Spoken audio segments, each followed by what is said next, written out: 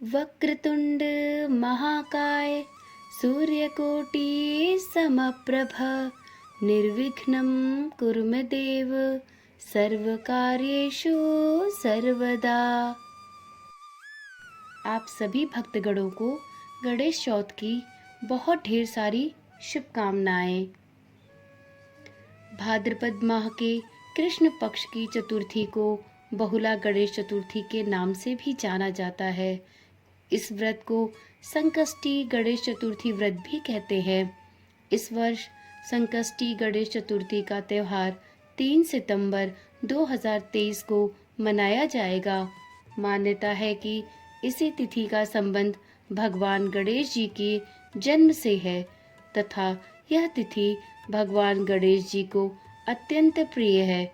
ज्योतिष में भी गणेश को चतुर्थी का स्वामी कहा गया है। किसी भी शुभ कार्य को आरंभ करने से पूर्व सर्वप्रथम भगवान श्री गणेश जी का स्मरण किया जाता है, जिस कारण इन्हें विघ्नेश्वर विघ्नहर्ता कहा जाता है। भगवान गणेश समस्त देवी देवताओं में सबसे पहले पूजे जाने वाले देवता हैं। इनकी उपासना करने से सभी विघ्नों का नाश होता है तथा सुख समृद्धि व ज्ञान की प्राप्ति होती है। गणेश पूजा के दौरान गणेश जी की प्रतिमा पर चंदन मिश्रण, केसरिया मिश्रण, इत्र, हल्दी, कुमकुम, अबीर, गुलाल, फूलों की माला, विशेषकर गेंदे के फूलों की माला और बेलपत्र को चढ़ाया जाता है। धूप बत्ती जलाई जाती है और नारियल, फल, तांबुल, दूर्वा भी अर्पित किया जाता है। पूजा के अंत में भक्त भगवान श्री गणेश, देवी लक्ष्मी और विष्णु भगवान की आरती की जाती है। सभी गणेश भक्त बड़ी श्रद्धा के साथ चतुर्थी के दिन व्रत रखते हैं। चतुर्थी की रात्रि में चंद्रमा को अर्घ्य देकर गणेश पूजन करने के बाद फलाहार ग्रहण किया जाता है। इस व्रत से सभी संकट और विघ्न दूर होते हैं।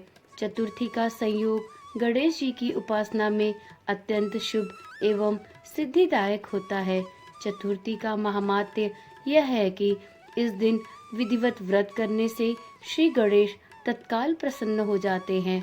चतुर्थी का व्रत विधिवत करने से व्रत का संपूर्ण पुण्य प्राप्त होता है। इस दिन विधि के अनुसार व्रत करने से वर्ष पर्यंत चतुर्थी व्रत करने का फल प्राप्त होता है। चतुर्थी के शुभ फलों द्वारा व्यक्ति के किसी भी कार्य में कोई विघ्न नहीं आता है और उसे संसार के समस्त सुख प्राप्त होते हैं तथा श्री भगवान गणेश की उस पर सदैव कृपा बनी रहती है। संकष्टी चतुर्थी गणेश व्रत की पूजा करने वाले सभी साधकों को गणेश चतुर्थी के दिन गणेश चतुर्थी की व्रत कथा अवश्य सुननी चाहिए। संकष्टी चतुर्थी व्रत कथा के बिना यह पूजा अधूरी मानी जाती है। कहते हैं कि संकष्टी चतुर्थी व्रत कथा को सुनने से सभी मनोकामनाएं पूर्ण होती हैं और उसे अपनी पूजा का पूरा फल प्राप्त होता है। इस कथा के श्रवण से पहले यह सुनिश्चित कर ले कि आप इस कथा को पूरा सुने, बीच में ही इसे अधूरा नहीं छोड़ना चाहिए। तो चलिए इस कथा को प्रारंभ करते हैं। श्री गणेश जी अपनी माता पार्वती से कहते हैं कि हे माता, भाद्रपद मास की चतुर्थी अनेक फलों और सिद्धि को देने वाली है। सतयुग में नल नाम का अति पवित्र चित्त वाला एक राजा रहता था। उसकी दमयंती नाम वाली प्रसिद्ध और सुंदर रानी थी। भाग्यवश एक समय उसको स्त्री वियोग और विषाद करने वाला श्राप मिल गया। अतः उस समय उस रानी ने राजा को और अपने आप को विपदाग्रस्त देखकर इस उत्तम व्रत गणेश चतुर्थी को किया था।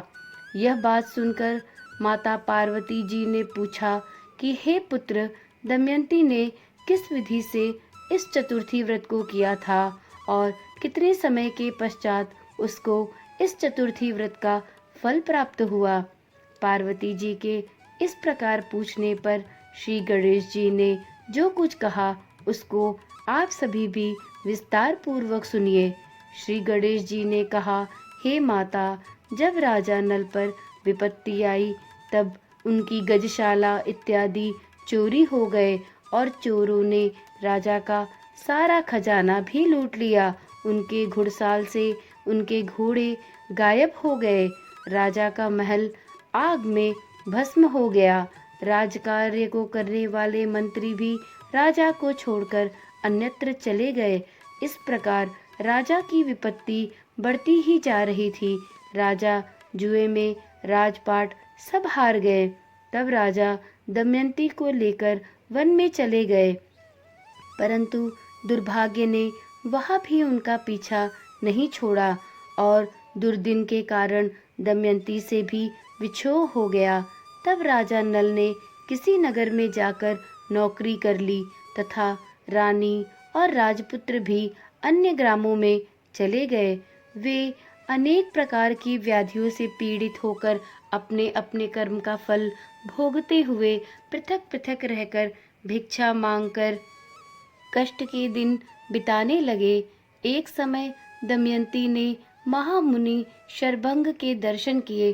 तब रानी मुनि के चरणों पर मस्तक नवाकर कहने लगी कि हे भगवान, मेरे पति, पुत्र और विपुल राज्य तथा हाथी घोड़े आदि सभी ऐश्वर्य पहले की तरह प्राप्त हो सकते हैं कि नहीं? गणेश जी बोले, हे माता, इस प्रकार दमयंती के वचन सुनकर शरभंग ऋषि बोले कि हे दमयंती, बड़े से बड़े संकट को दूर करने वाला और समस्त मनोकामनाओं के पूर्ण करने वाले एक व्रत को मैं तुमसे कहता हूँ, उसे तुम ध्यान पूर्वक सुनना। भाद्रपद मास में कृष्ण पक्ष की चतुर्थी संकट नाशक कहलाती है। उस दिन स्त्रियों को भक्ति और प्रेम पूर्वक पहले कहे हुए प्रकार से श्री एकदंत गजानन की पूजा अर्चना करनी चाहिए। इस व्रत को करने से हे देवी, तुम्हारी सभी मनोकामनाएं पूर्ण होंगी और 7 माह में तुम राजा नल को अवश्य प्राप्त कर लोगी।